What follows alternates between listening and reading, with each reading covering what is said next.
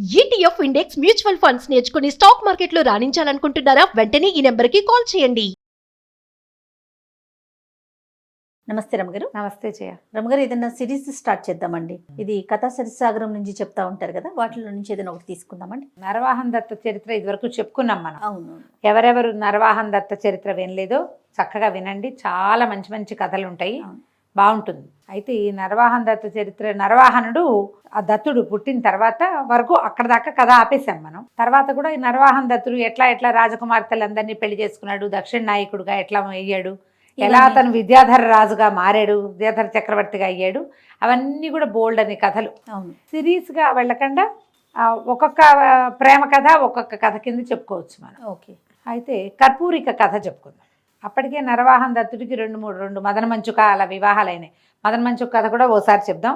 ఈ కర్పూరిక కథ ఏదో నిన్న పుస్తకం తిరిగేస్తుంటే కనపడింది, బాగుంది, ఇంట్రెస్టింగ్ గా. పేరు ఎంత బాగుంది రమగారు. బాగుంటుంది కథ, ఇది చెప్దామనిపించింది. దీన్ని ఒక చిన్న సిరీస్, ఒక 3 ఎపిసోడ్లు 4 ఎపిసోడ్ల దాకా వస్తుంది. ఈ నరవాహన్ దత్తుడు గోముఖుడు అనే స్నేహితుడితో కలిసి అడవికి వెళ్ళారు వేటకి. చాలా వేటాడారు, ఎన్ని పులులు సింహాలో, ఎంతో. అసలు మృగయా వినోదం అంటే ఆ కాలం నాటి పద్ధతే వేరుగా ఉండేది.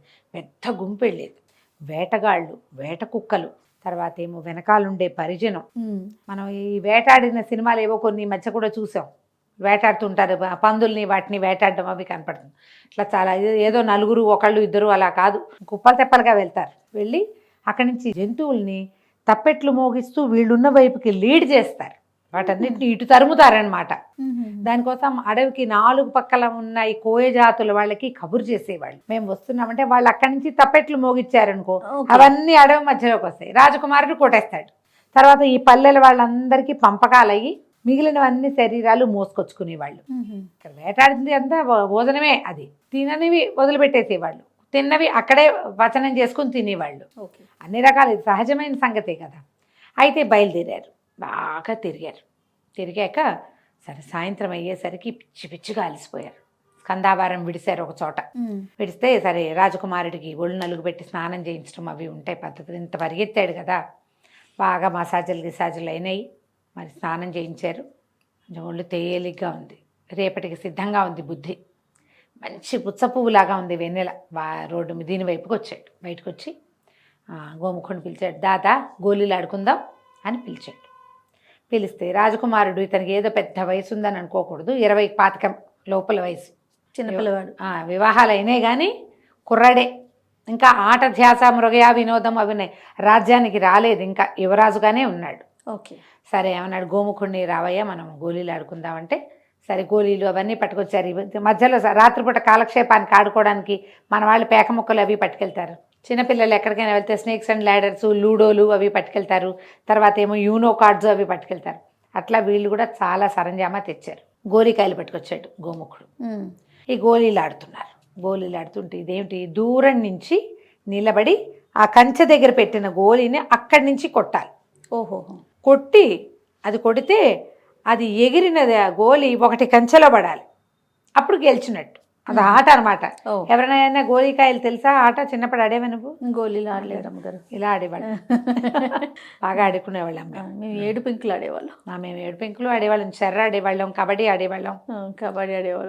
చెర్ర కూడా బాగా ఆడేవాళ్ళు మా చిన్నప్పుడు. అయితే ఈ గోళీలు ఆడుతున్నారు. ఈ దత్తుడు ఏం చేశాడు, దూరంగా నిలబడి ఒక గోలికాయని ఆ కంచె దగ్గర ఉన్న గోలికాయకి వేసుకుంటాడు. కొడితే ఒక కాయ కంచెలో పడింది. ఈ కొట్టిన కాయింది కదా, అది ఇట్లా నేలకి పడి దూరంగా ఎవరో ఒక తాపసి నడిచొస్తోంది, ఆమెకి తగిలింది. ఆమె గట్టిగా అమ్మా అంది. వీళ్ళకి తెలిసింది ఎవరికో దెబ్బ తగిలిందని. ఎవరో వస్తున్నారు చీకటి మాటలని గబగబా వెళ్ళేసరికల్లా ఆవిడ ఉత్సాహంగా పరుగులు పెడుతున్న దత్తుడిని చూసి ఆవిడ ఏమంది, చాలా ఉత్సాహంగా ఉన్నావు, ఏమిటి ఇంత పేటరైపోతున్నావు? యువరాజుగా ఉండగానే ఇంత పేటరైపోతే రేపొద్దున రాజయ్యాక, విద్యాధర చక్రవర్తి అయ్యాక, ఉన్నవాళ్లతో పాటు కర్పూరికను కూడా పెళ్లి చేసుకున్నాక నువ్వు ఎంత పేటరైపోతావో అంది. అనేసరికి వీళ్ళకి కర్పూరిక పేరు ఆకర్షించింది దత్తుడు. కర్పూరిక ఎవరండి అన్నాడు. లేకేం ఉందే కర్పూరిక, కర్పూర ద్వీపకు రాజకుమార్తె, ఆమెకు మగవాళ్ళ మొహమే గిట్టదు. ఓహో, ఆవిడని పెళ్లి చేసుకుంటే నీ పని బాగుంటుందంటే. ఏమిటి మగవాళ్ళ మొహమే గిట్టని రాజకుమార్తెను ఎట్ట పెళ్లి చేసుకుంటారు? ఆమె గిట్టదు. బాగా అడిగారు, ఆమె ఎక్కడుంటుంది, ఏ ఊరు, విషయం వదిలేసారు. ఆవిడ సరదా పడింది, రాజకుమారుడు కదా ఇతను, పైగా ఇతను మామూలు వాడు కాదు, శాపగ్రస్తుడైన గంధర్వుడు, రేపు విద్యాధరుడు అతను, విద్యాధర చక్రవర్తి కాబోతాడు. అదేలే. కర్పూరికను పెళ్లి చేసుకోవాలన్న మాట ఇతని బుర్రలో ఎక్కించింది.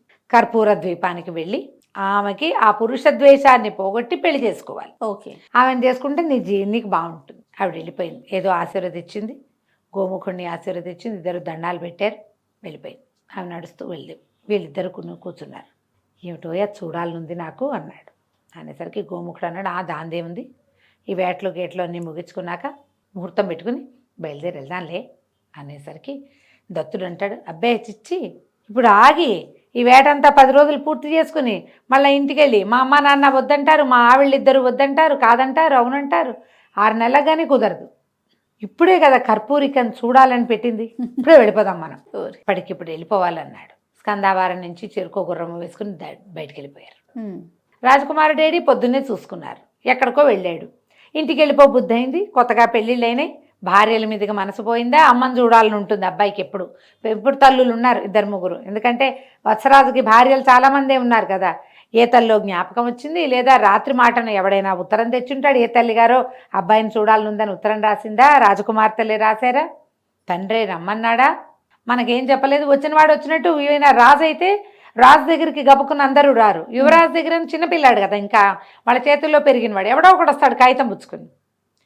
ఏదో వచ్చింది అందుకని వెళ్ళిపోయాడు కాబోలు, యువరాజు లేకుండా మనం వేటేమాడతాము, పదండి మనం తట్టపుట్టా సర్దుకుందాం అనుకున్నారు. వాళ్ళు కూడా మొత్తం అన్నీ మూటలు కట్టుకుని వెనక్కి బయలుదేరి వెళ్ళిపోయారు. వీళ్ళకి వెళ్ళాక తెలిసింది రాజకుమారుడు ఇంటికి చేరల. కళవళపడ్డారు, ఏం చెయ్యాలో తెలియలేదు. మంత్రులు 2-3 హుటాహుటిన ఒక సమావేశం పెట్టుకున్నారు. ఏమైంది, ఏమిటి ఎక్కడికి వెళ్ళాడు. అయితే యోగంధరాయుడు ఏమన్నాడు, వాళ్ళ మంత్రి వత్సరాజు యొక్క మంత్రి, కార్తాంతికుల్ని పిలిపించండి, ప్రయత్నం చేద్దామన్నాడు. వాళ్ళు లెక్క వేసి, రాజకుమారుడికి ఇది వివాహయోగ్యమైన సమయం, ఏదో కన్యాపహరణానికి వెళ్ళుంటాడు, ప్రమాదాలు లేవు, ఇప్పుడు ఎక్కడున్నా సేఫ్గానే ఉన్నాడు. సరే, ఈ వచ్చిన సైనికుల్లో గోముఖుడు ఉన్నాడు, గోముఖుడితో పాటే వెళ్ళారు, పెద్ద గుర్రాలు వేసుకుని వెళ్ళారు కాబట్టి పర్వాలేదు. అమ్మాయిలకి ఏదో చెప్పారు, ఎక్కడికో వెళ్ళాడు వస్తాడని. వీళ్ళు ఇక్కడేముంది ఆటాపాట అన్నీ ఉంటాయి, వీళ్ళు బిజీగానే ఉంటారు. సరే, ఈ అలవాటే పర్వాలేదు. ఈ బయలుదేరి వెళ్ళిన నరవాహన దత్తుడు, గోముఖుడు ఇద్దరు వెళ్ళారు. ఎక్కడికో వెళితే గాఢాంధకారం అలముకునుంది, దారి తెన్ను తెలీదు, ఆ కర్పూర ద్వీపం ఎక్కడో తెలీదు. ఏం చేద్దాం అంటే దైవ ప్రార్థన చేసుకుందామన్నాడు. దైవ ప్రార్థన చేసేసరికి ఒక కాంతి పుంజం లాంటిది ఒకటి వచ్చింది. అందులోంచి ఒక జేజి బయటకు వచ్చింది, ఒక శక్తి పలకరించింది.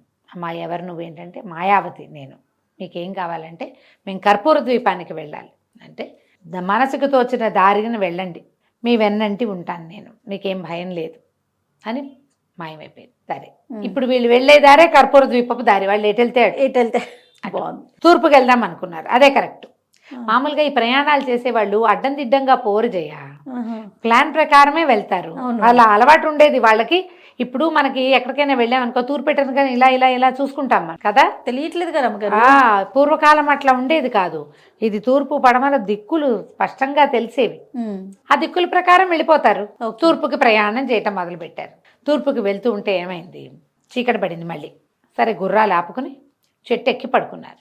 రాత్రికి ఒక బ్రహ్మాండమైన చండసింహం వచ్చింది అక్కడికి. చక్కగా వడ్డించిన విస్తర్లల్లే ఉన్నాయి 2 బలిష్టమైన గుర్రాలు. చెరుకోదాన్ని పీక్కుని తినేసింది శుభ్రంగా. ఇద్దరిని 2 గుర్రాలని తినేసి, ఇంకా దాంతో సింహం ఒకటే రాదు, దానికి ఆడసింహాలు కూడా ఉంటాయి, అన్నీ కలిసి పీక్కుని తిన్నాయి. తెల్లారు లేచి చూస్తే గుర్రాలు లేవు. ఏం చెయ్యాలి, తూర్పుకి నడవటం మొదలుపెట్టారు. ఒక సముద్ర తీరం వచ్చింది. సరే, సముద్ర తీరంలో వాళ్ళు ఒక రాజ్యంలోకి అడుగుపెట్టారు. విశాలమైన దారులు, ఎవరెవరో మనుషులు ఏంటేంటో పనులు చేస్తున్నారు. కానీ ఒక్క క్షణం అయ్యాక వాళ్ళకి అర్థమైంది, వీళ్ళు మనుషులు కాదు, అవి చెక్క మనుషులు, రోబో లాంటివి. చెక్కతోటి ఒకడు నీళ్లు తోడుతున్నాడు, ఒకడు అరక దున్నుతున్నాడు, ఒకళ్ళు నీళ్లు మోసుకెళ్తున్నారు. వీళ్ళు మంచినీళ్ళు అడిగితే ఇచ్చారు కూడా. పూర్తిగా యంత్రాల సహాయంతో పనిచేస్తున్నాయి. మంది కనిపించారో శుభ్రమైన ఇళ్ళు, వాకిళ్ళు, వీధులు అన్నీ చెక్క మనుషులే. చెక్కలతోటే చేయబడిన మనుషులే కనపడుతున్నారు. ఆశ్చర్యపోయారు, ఇంత తీరుగా ఉన్న దారిలా ఇది ఎట్లా తయారైంది ఇది? సరే, ఎవడో ఒకడైనా లేకుండా ఉంటాడా ఇంత కథ నడపడానికి? ఈ ఊహ చేశారు. అన్ని దారులు చూశారు, సైనికులు ఉన్నారు, రథాలు ఉన్నాయి, చెక్క గుర్రాలు, చెక్క ఏనుగులు, చెక్క ఎడ్లు, పనులన్నీ అవుతున్నాయి. మామూలుగా ఒక ఊళ్ళో ఏం పనులు అవ్వాలో అవన్నీ అవుతున్నాయి. అన్నీ చెక్క మనుషులే చేస్తున్నారు. వెళ్తే వీళ్ళకి బ్రహ్మాండమైన కోట ఒకటి కనపడింది. వాకిట్లో ఉన్న కాపలాదారులు చెక్కలు. బాగుంది. లోపలికి వెళ్ళారు. లోపలికి వెళ్తే చాలామంది జనాలు కూర్చున్నట్టుగా కనపడుతోంది. అన్నీ ఉడెన్వి, కొయ్య బొమ్మలే అవన్నీ. వీళ్ళు చూస్తే పైన సింహాసనం లాంటిది ఒక ఆసనం ఉంది, దాని మీద ఒక ఆయన కూర్చుని కనపడ్డాడు, మనిషి ఒకే ఒకడు. వీళ్ళు ఆశ్చర్యపోయారు. వీళ్ళని చూడగానే అతను చాలా సంతోషంగా వచ్చాడు. ఎన్నాళ్ళైంది జీవించి ఉన్న మనుషులను చూసి, రండి రండి రాజకుమార రండి అని పిలిచాడు. సరే, లోపల తీసుకుపోయాడు. ఆహారం అంటే ఆహారం పట్టుకొచ్చి పెట్టాయి, చెక్కబొమ్మలే తెచ్చిపెట్టాయి. ఓ పక్కకి వెళ్తే ఓ పక్కన సరోవరాలు అవి ఉన్నాయి, స్నానాలు చేయడానికి అవకాశం ఉంది, అన్నీ చెక్కవే. వాళ్ళే పట్టుకొస్తున్నారు బట్టలు పాత్రలు. స్నానం చేశారు, ఆహారం తిన్నారు, విశ్రాంతి తీసుకున్నారు. అప్పుడు వీళ్ళు అడిగారు, మీరెవరు? ఇవన్నీ ఇలా చెక్కతోటి కొయ్యతోటి ఎట్లా చేయబడ్డాయి? యంత్రాలతోటే ఇవన్నీ ఎట్లా పనిచేస్తున్నాయంటే తన కథ అతను చెప్పడం మొదలుపెట్టాడు. ఈ చెక్కల కథ ఏమిటో మనం వచ్చే భాగంలో తెలుసుకుందాం. చాలా బాగుంది రమ్మగారు. మనం ఏదో రోబోస్ని కనిపెట్టేసాం అనుకుంటున్నాం. చూడండి, ఎప్పటి కథలో ఉంది, ఇది ఆల్రెడీ ఉంది చూడండి. అదే కదా. నమస్తే రమ్మగారు. నమస్తే.